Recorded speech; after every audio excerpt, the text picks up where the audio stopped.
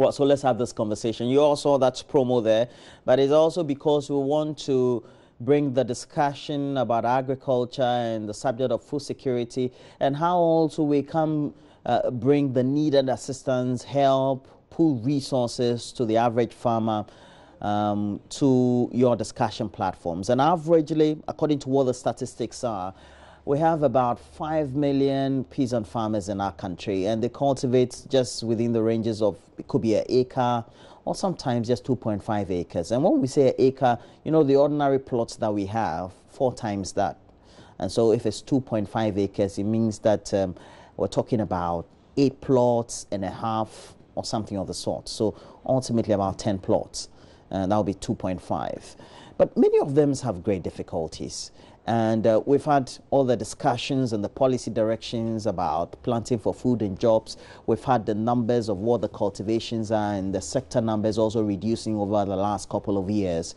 But government wants to situate all this in a better perspective. But what about the smallholder farmers and their organizational representatives? And that is why, well, in collaboration with JoyNews and the Multimedia Group, we're putting together this conversation with the Ghana Trade and Livelihood Coalition. And fortunately, we have them in the studio. They are represented by Ibrahim Akabela.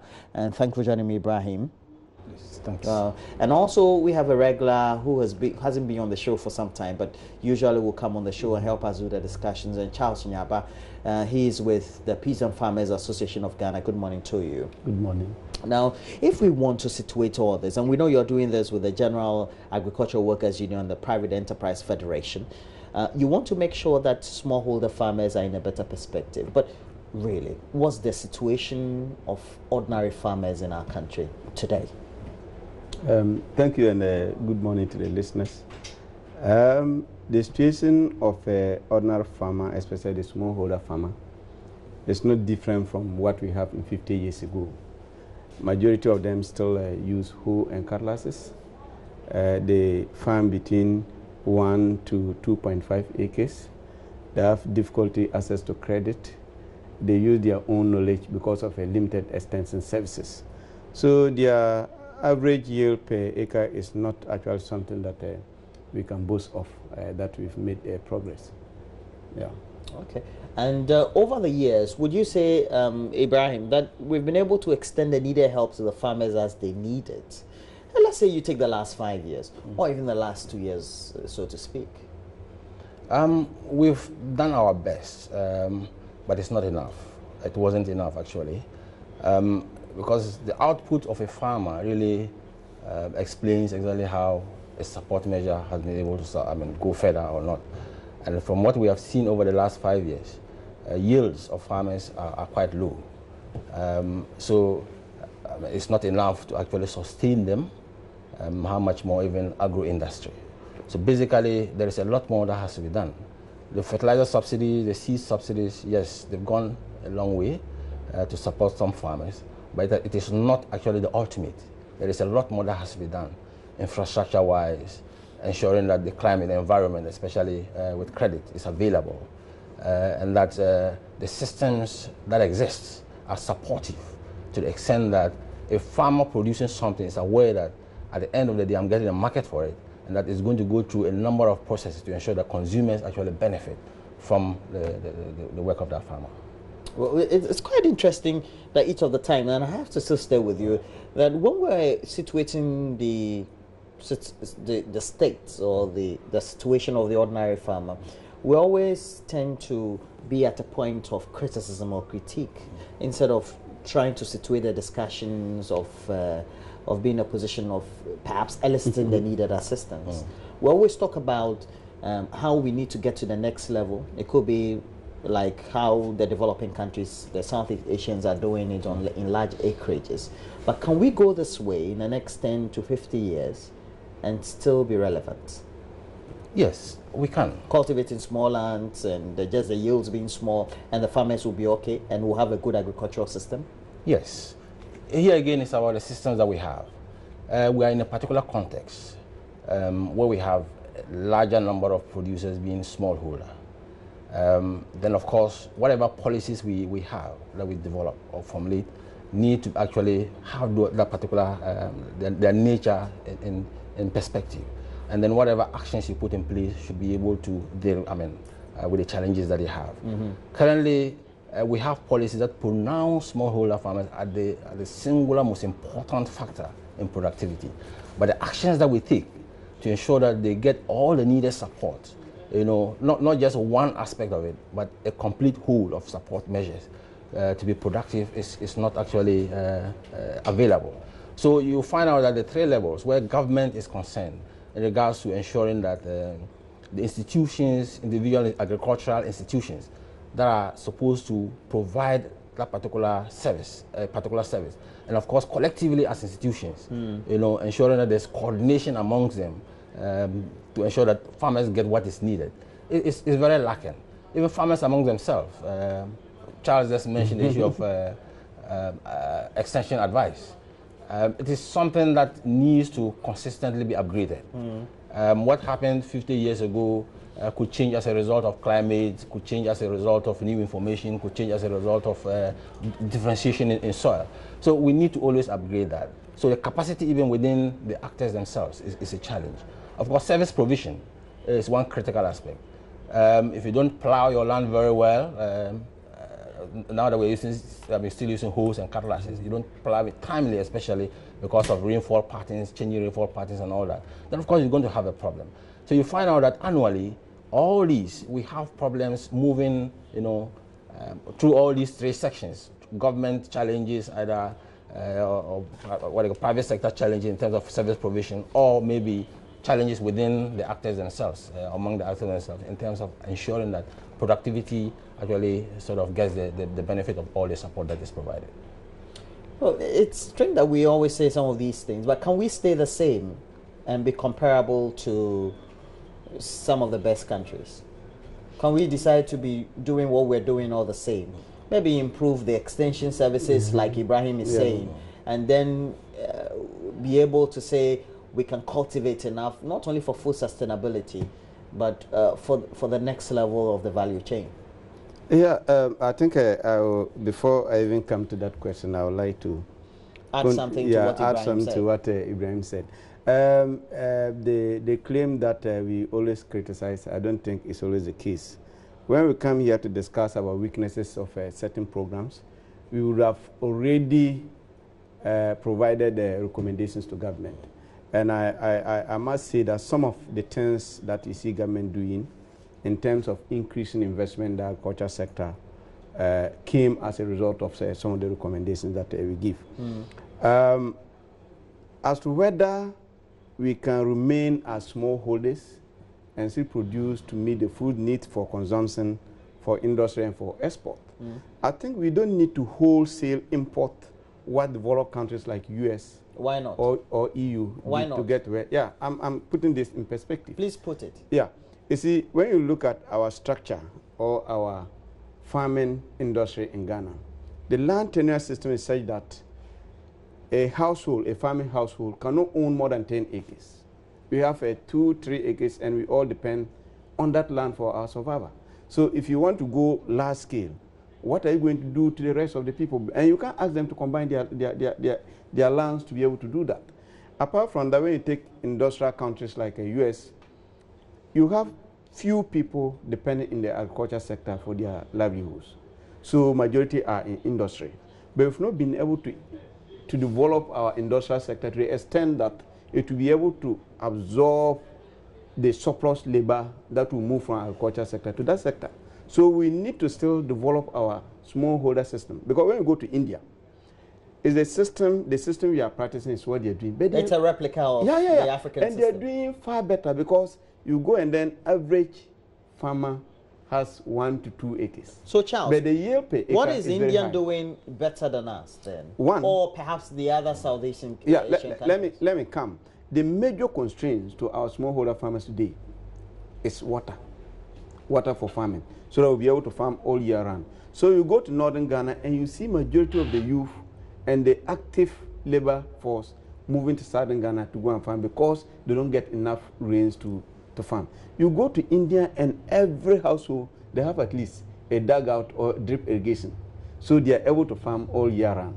Apart from that, the losses is very minimal. One major constraint that we face in Ghana is we produce so much, and you have over 50% going wasted. You take yam, for instance, we lost about 60% of yam that is produced. If you take rice, we lost between 15 to 30%, and most of these always come after harvest. You take maize, we lost between 1 to 25%. You take tomatoes, in some instances, we can even get 100% loss. Cassava is the same thing. We've not put enough measures in place to be able to preserve the small that is produced. Because you go to most farming communities, they produce, they are not able to sustain it to the next season, just because they don't have storage facilities, there's no processing facilities in place for the perishable goods like tomato, garden egg, pepper, and what have you. But you go to India and the situation is different because they tackle it from all the angles. So our discussion that we are going to have, we are looking at the entire value chain of the agriculture. We are not even limiting it to only the mainstream production. We are also looking at the traders. What are their constraints? The transporters. Most of the food is not able to come from interland to the cities because we have problem with our transportation network. But those areas are normally ignored. As you can see, look at what we did last year and we are doing today. The focus has been on the main production. Give them fertilizer and seed, and that's all. You give them fertilizer, they increase their production. What happened again? So what we are thinking is for our smallholder farmers to be more efficient, we need to look at the entire value chain. We shouldn't focus all the investment on only seed and fertilizer. And when we do that, I think we can go forward. Well, Ibrahim or Mr. Palbala, haven't you had this conversation before? Because somebody will say, as a way of criticism, we've become a nation of talkers than perhaps just not doing the needed actions or taking the needed action to make sure that we meet certain milestones. And it will be the same here, right? Unfortunately so. That's the case? Yes. Because it's not as if there's a new conversation, it's not. is it? It's not a new conversation at all. But, I mean, if you look at what we've been doing over the years, we've moved from one policy to the other. FASDEP 1, that's the Food and Agriculture Sector Development Policy, to FASDEP 2. We are implementing the Medium-Term Agriculture Sector Investment Plan. We're actually going into the third one now. Another book long talk. Another book long talk. If you look at the profiling of the experience that we've had so far in the implementation of policy, we focus on 2 sections out of 6 objectives. Food security and emergency preparedness and increased growth in incomes. Basically looking at productivity. But all the other elements that require investment, you know, to be able to be supportive to productivity, were ignored. Research and development, for example. I mean, we've been talking, I mean, and the whole talk, a lot of talk, I mean, has actually gone on about the benefits of research and development. We don't put money into it. And therefore, with agriculture, where we need innovations, we need the use of technology, we need the use of science, you go back to the same old way of doing things, and therefore you don't move forward. And therefore we repeatedly then go back to discuss the same issues. So until we get to a point that we actually ensure investment reaches the right areas, you know, on a timely manner, of course we'll continuously talk about some of these things. And that's why this discussion is going on this week. The fact that we need to look at the whole system. How do you ensure that beyond productivity, that we are actually able to produce enough, you know, not just in terms of quantity, but also, of course, the quality, because that's also very, very important. Because the system talks about how you can get very quality food to the consumer. And that requires a whole lot of agencies, it requires a whole lot of private sector operatives, it requires a whole lot of capacity, you know. And therefore, the coordination aspect should be very, very strong. Until and unless we actually go that way, of course, we would have that particular repeated discussion about the same issues. Well, and it's good that you mentioned India, because I was reading about India yesterday evening or in the night before sleeping, and we're told that they also tend to have some sort of assistance from their state's governments. Yeah.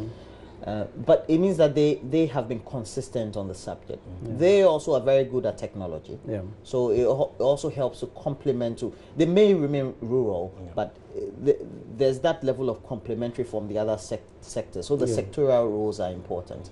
How are we sure that this conversation we've always been having, for which even the next one, the 27th, we're going to have, it's not going to be had in isolation, in which we want to improve smallholder farmers in their states, but then ultimately the industries that will be needed to make sure that we are the off-takers, okay, will definitely be also improved at the end of the day. We'll have the good roads that will be needed to do the transportation. The farmers will have the needed facilities, or perhaps credit to be able to develop pack houses before even we have the, and it's good that you mentioned all that. How are we going to make sure we don't have this conversation in isolation? Yeah, if you look at the stakeholders or the partners who are implementing this project, it's a blend of both public sector, private sector, the donor community, the farmers themselves.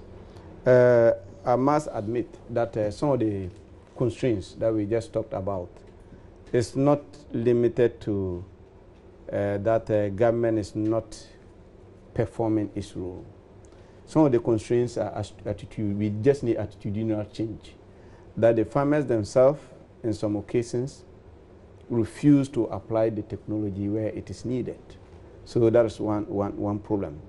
If you take the financial institutions, they resist, or they are reluctant to increase investment in the agriculture sector because of the returns. And this is coming as a result of the attitude of some farmers who always, their problem is to get the credit. After receiving the credit, a whole lot of excuses are coming in. You look at the private sector, and the focus is on financial investment, but the real investment in the agriculture sector is limited. So we want to make the case for all these people to come together. If government agree to create the enabling environment, because just like I said, the Minister of Agri will be there, Minister of Finance will be there, we are bringing Minister of Trade on board, and then local government. All these people are coming for strategic reasons, because we are thinking that you can't talk of improving private sector investment without linkages with the Ministry of Trade and Finance. We saw that you cannot talk about input distribution without bringing those who are importing the inputs. Haven't we known, and haven't we been doing all this all along? Yeah, that's why I'm saying that. Because those ministries and agencies and departments exist to give the needed help to you, the ordinary farmers, and even the next level along the value chain anyway. Yeah. But what you should understand is the managers in those ministries are we, the people who have been put there. And they are not the same people who have been there over the years. So we need to continue to talk. We can't say because we spoke in the last year and it didn't happen, we should relax. We need to continue to hammer it, and one day things will change. Now, what you should also understand is that we also have the donor community who are expressing interest in this whole conversation, because we also think that we need to also target them to change their direction of investment. So I cannot say with certainty that this conversation is just going to one day perform wonders, and then we see revolution.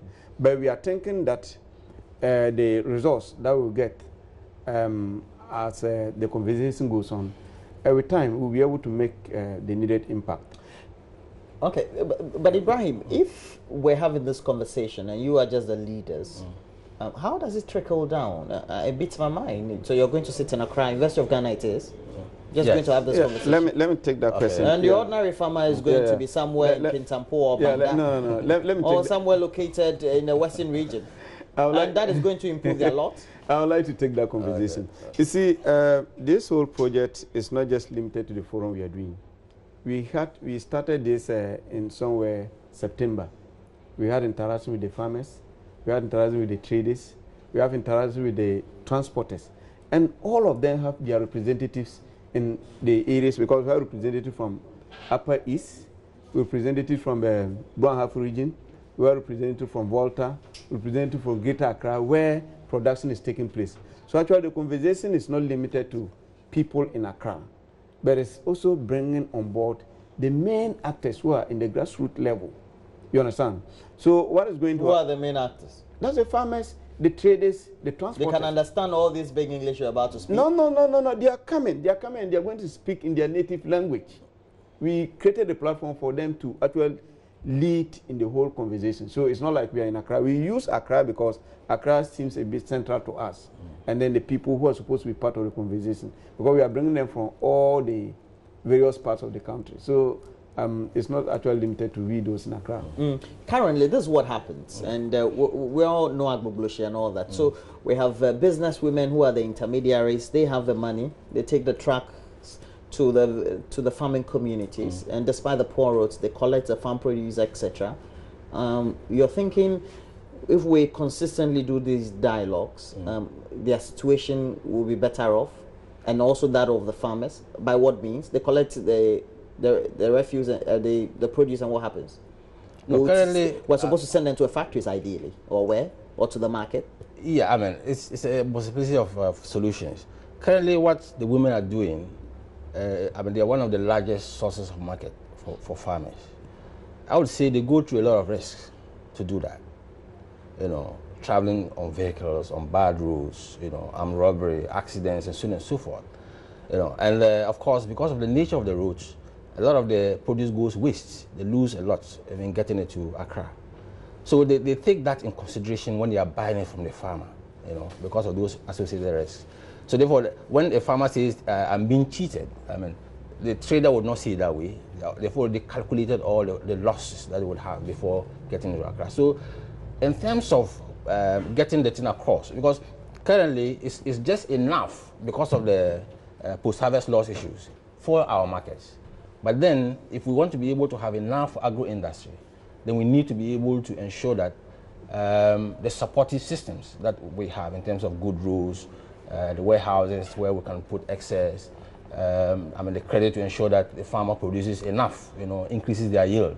You know, we are able to provide that for the farmer to be able to ensure that at least we produce enough. Then we can be talking of establishing agro concerns, you know, to then be able to add value to all those things. So we have a lot of work to do, and it's not about criticism. I want to just correct one issue. You mentioned earlier that it's a collaboration with GTLC, but of course it's PFAG that is leading that.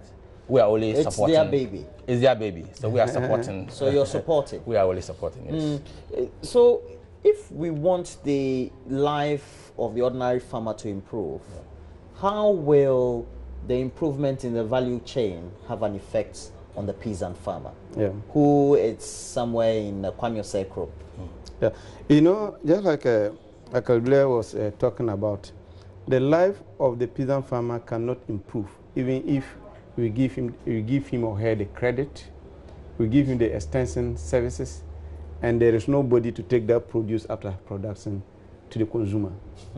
Now, we spoke to a trader in Techima market who said that I personally asked the trader, I said, okay, talking to the farmer, they said you cheat them, you use big sacks, they call it boost weight, to weigh the maize, and when you get to Accra, you put it in Accra weight, which is a smaller sack. Well, he told me, look, my brother, you don't understand what we go through. Sometimes I can buy the produce, we'll get to the road because of the attitude of police. We can spend 2 days on the road before we move to Accra. You get to Accra, if you are not lucky and it rains, places to park the maize is not even there. So sometimes we can even lose everything. So for me to buy from the farmer, I factor in all those things.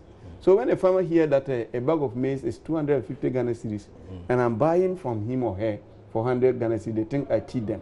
But I don't cheat them. What I go through, sometimes I even make losses. So the point I'm trying to make is, for us to be able to change the life of that farmer in the rural community, we need to address the constraints that prevent the product produced in that village right from the farm to the consumer. Okay. Now, when you do that, you are not only improving productivity. What you also do is that you create jobs in the rural community or farm activity, because people will move there to do packaging, to do value addition, to do cleaning, like setting up processing machines and other things, and employ other people. So when we are able to do that and reduce the losses, the farmer will produce and make profit. And when that farmer makes profit, he's able to expand. He's able to put away his hoe and cutlass and go into using improved machinery to harvest. Oh, but that's what we've not been able to do. Let me give you a story of what happened in Nasia, in the northern region. A farmer cultivated 15 acres of rice. Everything was good. It got to harvesting. They come together as a group and then arrange for a combined harvester. They waited for a combined harvester for more than 2 weeks, and the harvester never came. Fire set in and burned everything. So the farmer lost 100%. And this is not only a story of what happened in Nassau. It's happening in all other places where we see farmers produce, and at the end of the day, everything has to go wasted. We went to Adan, and the woman told us that, look, I produced my tomatoes. The market woman came and said the tomato is not good because the Burkina one is coming. So when we buy this one, we will make losses. I just asked them, how much can you offer? They refused and left. I also left the tomatoes there, and everything went wasted. And this is happening. So for us to be able to improve the well-being of the farmer, we need to actually look beyond just supporting them to produce. But we should also look at other actors who have constraints that prevents them from providing services to those farmers. Well, then it means that sometimes the state's own policies and intentions may be not well-intentioned, maybe well-intentioned, but not adequately implemented. For example, we're supposed to have a policy of planting for food and jobs. So if we have enough produce, then what happens? And it means that you only have to continuously keep drawing the attention. It means as a state, we're not getting it right, are we? I mean, what you're saying is just apt, and I want to cite an example. Some few years back, the government decided to mobilize farmers into groups, what they call FBOs, farmer-based organizations. That was led by the Ministry of Food and Agriculture. MOFA went out and formed what they call the MOFA FBOs. But in reality, we have at the Ministry of Employment and Labor Relations a department called Department of Cooperatives. That is well-resourced, that has the mandate, you know, not in terms of human resources, not in terms of money and logistics, to be able to mobilize consistently and sustainably farmer-based organizations, not just in agriculture, but across the board. This department is not functioning, it's not well-resourced to actually go out there and work. So any organization that leads the mobilization of farmers, you know, in Ghana will not be able to sustain it unless and until the Department of Cooperative does that, and does that well, of course with the support of government. And you find that in a whole lot of areas where policy implementation is concerned, some institutions take up roles that is not their mandate because it has a budget. And they want to chop. And of course they run it. After 1 year, 2 years, it closes, and then everything sort of becomes still. So until we really focus on ensuring that policy implementation is targeted to the institutions that are mandated to do it, and they do it sustainably over a long period of time, of course these problems will always crop up. But then it means that we're far away from, let's say, experimenting with some of the latest scientific updates to be introduced in our agricultural system. Because you go onto YouTube, you watch nice documentaries about new technologies that are being implemented on large scale, massively on farms, etc. And because our own is smaller holder, we can implement that, or we can do that simultaneously, adopting the right technologies. We can do. What we always say is that, you see, when a technology comes, no matter how good it is, there are negative part of it. So we look at the positive ones and pick them, and then leave the negative ones. Well, definitely we may not have been picking the right things, because if we're picking the right things, agriculture should be like the top ones. No. Let me say this. You see, our farmers in the north are producing sorghum for Guinness Ghana. The major constraint they have this year was how to harvest the grains. So, and they produce in smaller quantities. You can't say because in US you can have combined harvesters that you put on the farm that will use 2 hours to harvest about 100 acres. You bring the same thing here, it won't work. You look at appropriate technology that they can use to do the same harvesting with a lesser labor. You take soya. We need soya for poultry and other things, and demand for soya is very high. You go there, the major constraint in maize production. I personally produced 5 acres of soya in Bushegu. That was in 2014. I couldn't pick one bag. Why? Because during the harvesting, it was difficult to get labor, because what we do is that we uproot it with hand and then you hit it with sticks. Do they have a technology that goes beyond it? As we speak, we've not been able to develop any appropriate technology. Oh, but we have KNUST. What happened to them? I don't want to go that They're tangent, engineers. but the fact agricultural engineers. They're not able to produce anything for you to harvest beans. So that's our problem. So that's why we keep saying that, look, let's look at domestic problems and then find domestic solutions to that. And I'm very happy with this man, is it Kojo Safo Kantanka. And I thought that we should have taken advantage of what this man is doing and send him to the grassroots to develop appropriate technology that actually meets the needs of our farmers. But we are not doing that. If you look at most government mechanization facilities that they provide, what are the focus? Bring big tractors, bring big combine harvesters, and you do the bit. But it's not working for us. The mechanization centers we set across the country, where are they? You cannot find any. Well, we used to have the Irrigation Development Authority. They are still there. IDA and all. IDA is still there. But the community in which I grew up in, Ashama, they had one. It was working extensively. Now it's been destroyed, though. But back in the day, it used to work very well. So they had a dam that will...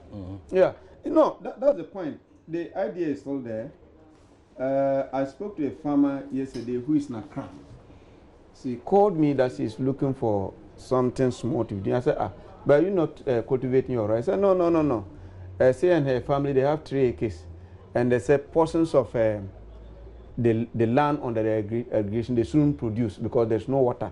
So they took 2 acres from her and gave to a different farmer. And that 2 acres was not enough for her and her children. So she have to move to Accra to look for jobs. So this tells you what is happening in the grassroots. Because the areas that we actually need to push more investment, we've not been able to do that. And I must say that for last year to date, there has been some efforts to increase investment in the agriculture sector. Even though we have issues with the direction of where that investment goes. But we think that if you consistently take that path and then we target well, there will be better future for the smallholder farmer. The launch of this One Village, One Dam project, we are very excited, and It's been launched? Yeah, so it's been launched. Where's the because first dam? Bawumia was in the Upper West. Okay. Yeah, but we just hope that we will put politics aside and look at what is in One Village, One Dam that can benefit farmers. Just like I said earlier on, water for farming these days is a product. And it's not limited to only Northern Ghana. Even Southern Ghana is there. So if you're able to package it well and put politics aside and then help policy to back it, so that if any other government comes, they'll pick it up, it will take it to a different level. And so this conference will also help shape the whole agenda. Yes. What sort of agenda do you think this conference can set for the next 10 years? Or let's say for the next year for us to be thinking about? I think it will be good for Charles to but up. Before he comes in, I mean, just through your own thoughts, so to speak. First, we need to look at research and development. We need to invest more. You think it's important? It's very, very important. We haven't researched enough in Ghana? In fact, we haven't actually funded it. We haven't funded it well enough in the last 10 years. We have paid researchers, but we haven't actually funded it. So you would have, and of course, that kind of coordination between research and then the private sector is also very, very important. You mentioned the appropriate technology.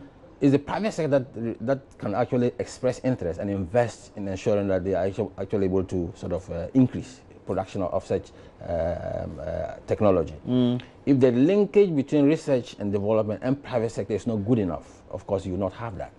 So these are, for me, the areas that we should focus on. And then where the Ministry of Food, Agriculture or the government's kind of mobilization efforts are concerned, ensure that the Ministry of Employment and Labor Relations is well, especially the Department of Cooperative, is well resourced to ensure that by the nature of our agriculture and the actors in there, we're able to capacitate them to deliver on in the investments that are made in that sector. So which people are going to have the conversations alongside you? We have the Private Enterprises Federation. We have the bank, Stanbic Bank, Agriculture Development Bank, Opportunity Bank. We also have a Gen Bank. We have the hospitality industry. We are bringing all this because we thought we need to look beyond just the farmer. But we also are you bringing the AAG? Yeah, we are bringing all of them. All of them. Yeah, and then you were asking what the conference is supposed to do. Actually, we have one of our major funders who have so much interest in agriculture, and they want this conference to direct their next 5 years line of investment, Open Society Foundation. The Open Society Foundation, yeah. The Open Society Foundation. Yeah. Actually, they want to use this conference to direct their line of investment in the next 5 years. So if the conference came out that the challenge in Ghana agriculture sector is not necessarily supporting farmers with fertilizer, but you also look beyond that to feeder rows. I mean, that can also inform them as a way to put their resources in. We are also bringing Ministry of Food and Agriculture and Trade and then Finance, because we want them to have first-hand information from the farmers and other stakeholders in the sector, things that actually prevents them from delivery. And that will also inform them when they are doing their budget or when they are coming up with policies. So we are very hopeful, and then yourself, Multimedia is Fantastic. in. We thought that some of the problems are not properly communicated, because when you guys picked up the Galamsey issue, now we are seeing the results. So we just thought that we've been doing a lot in the dark. The public are not aware of the constraints. The policymakers are not aware of the constraints. But if you bring people like yourself on board, we are able to communicate whatever problems and recommendations that will be given, so that our policymakers can pick it up. So we just hope that the conference will actually contribute to something. Well, now we know that that conference is coming up on the 27th and the 28th of March. It's going to be at the Center for Africa Wetlands, the University of Ghana, Legon, and the theme for the conference is the smallholder in Ghana food system. And I've had in the studio Ibrahim Akabila. He is with the Ghana Trade and Livelihood Coalition.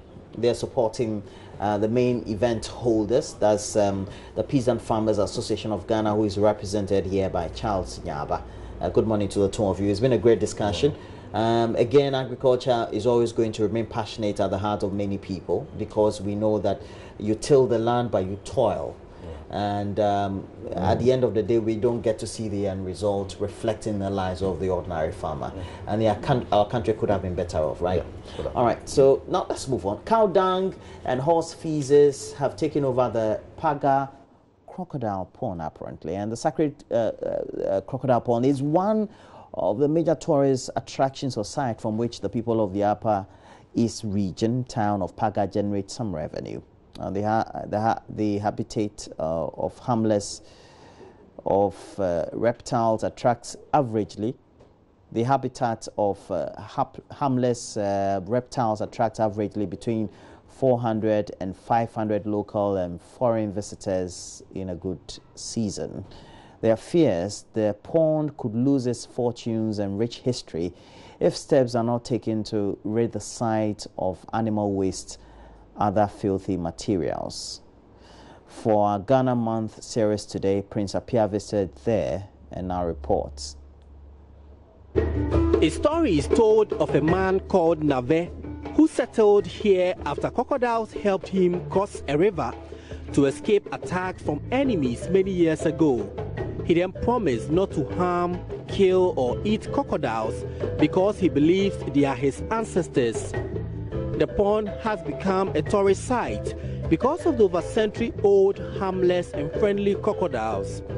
The environment is, however, worriedly being taken over by cattle, horses and other stray animals which drop their waste indiscriminately around. The invasion by stray animals is the result of the community deciding to pull down a protective fence wall. Amidou Pagape is the manager and tour guide. Mr. Pagape explains the action was to allow for free movement of the crocodiles into the community to lay eggs. As you can see, the place, at first it was fenced. But these crocodiles, in the night time, they can walk and go into the community. They walk and go into the community.